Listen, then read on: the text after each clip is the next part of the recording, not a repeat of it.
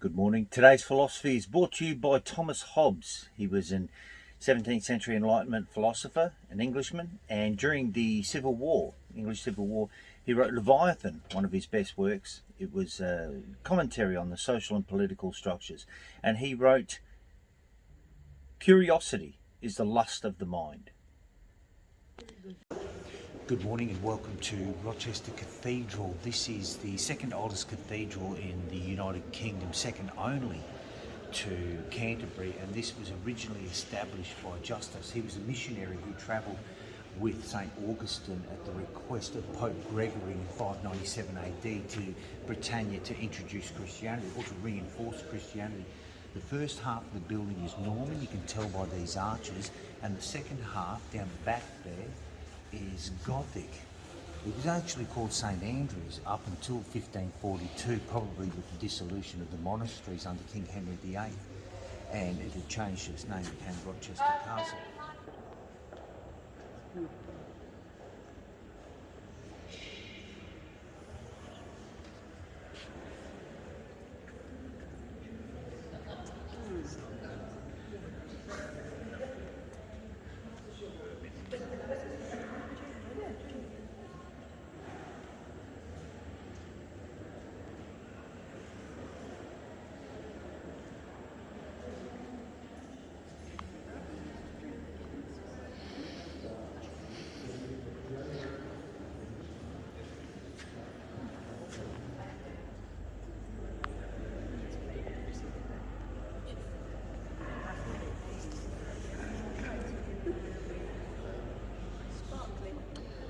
Just a fun fact, as we were walking in, we happened to mention King Henry VIII, and as we were walking in we could hear the song Greensleeves playing in the background out there on the flute, and it was King Henry VIII who wrote Greensleeves about his second wife Anne Boleyn.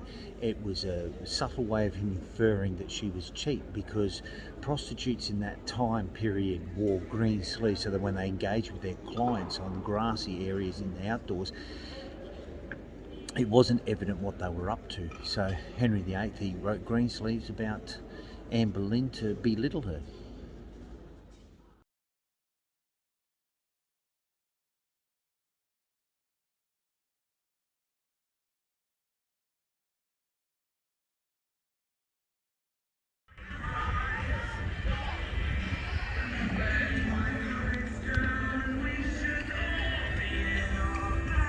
So this is the Ye Arrow, and I don't buy into the story that they stood there and shot an arrow up onto the hill and decided to build a castle up there, because you hear this old shooting an arrow story all the time, and why would you stand there and shoot the arrow? And why to the top of a rise? Just go out there and build the bloody thing. Rochester Castle, how good is this? It's fallen into a state of disrepair, but it's still a great tourist attraction.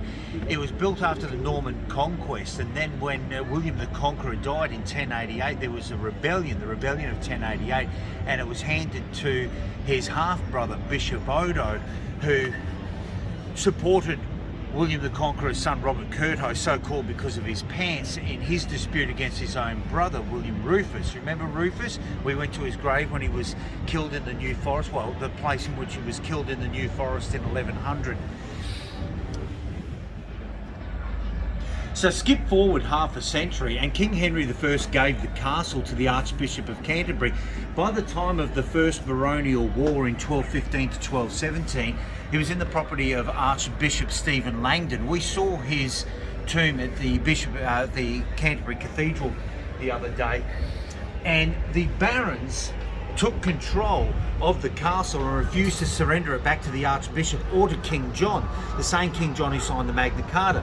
So King John arrived at the base of the castle and called for 40 fat pigs that weren't fit for eating, and he used the fat from the pigs to soak timber, undermine the building and set fire to it. So eventually starvation and fire drove the barons out of the castle. So another little piece of history for Rochester Castle. By 1381, during the Peasants' Revolt, which was started by Wat Tyler in Maidstone, not far from here, the peasants came here and they looted the castle and ransacked it. We'll learn a lot more about Wat Tyler when we get up to London, because eventually he went and met with King Henry II, and he was ultimately killed at Smithfield. Keep an eye out for that. Smithfield has an amazing history.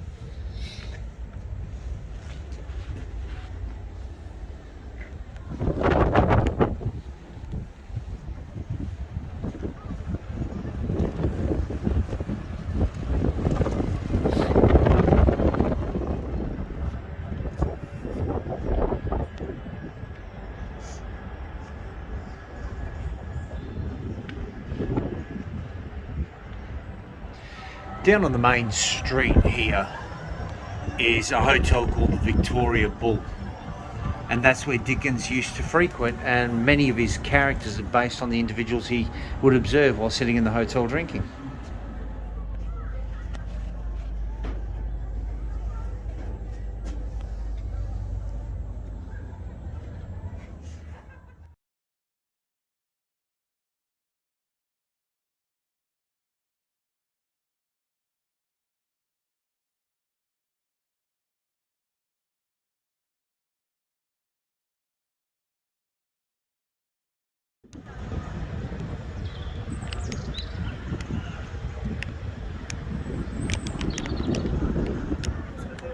I was just reminded of the fact that during the siege of 1215, the corner was knocked down, and when they rebuilt it circular because they understood the strength of that.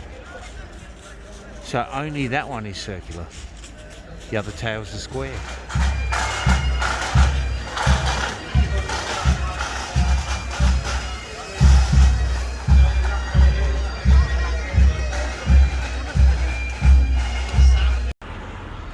Well, being a fan of literary history and of Dickens because he has an Australian connection, I'll explain that shortly, on our way up to Greenwich we stopped at the front of Gads Hill House. This is where Charles Dickens lived for most of his life and died, and legend has it that he walked past here with his father, looked at the building which dominated the landscape at the time, said, geez, I'd love to have a house like that. And his father said, if you work hard enough, son, one day you'll be able to buy a house. And apparently he came back looking for that house that impressed him so much when he was a child. It's now a girls' reformatory and school, so I tend not to procrastinate out the front of places like that because it can be misconstrued. The Dickens connection, I should mention, is that two of his children emigrated to Australia. His youngest, Edward Dickens, emigrated to Australia in the 1880s. He came through South Australia and he passed up through Broken Hill and ended up out near Wentworth. He ended up owning some property out there, but he died broke at 49 years old after becoming a civil servant in the town of Moree in New South Wales. And he's now buried in Moree. And little under a year ago from now, when I was driving from Adelaide to Brisbane, I stopped in, well, my mother and I, when I gave her a lift home to Queensland, we stopped in there and visited the grave of Edward Dickens. I don't know a hell of a lot about Pocahontas other than Disney's made her into an institution, but this is a statue to her because what I do know is that she saved John Smith and then was married off to John Rolfe, had one child with him and then emigrated to the United Kingdom. And this is St. George's Chapel. She is buried somewhere in these grounds, but the exact location is unknown because the church was rebuilt. She passed away at 21 in 1617 after she was brought over here. And that is interesting because it predates the Pilgrims leaving for the 13 colonies on the Mayflower in 1620.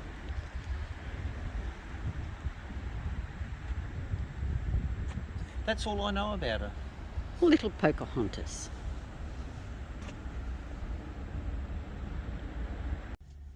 I wonder what happened on this day in history. On this day, the 5th of December in 1901, Walt Disney was born. On this day in 1848, President James Polk confirmed that gold was discovered in California, which sparked the gold rush.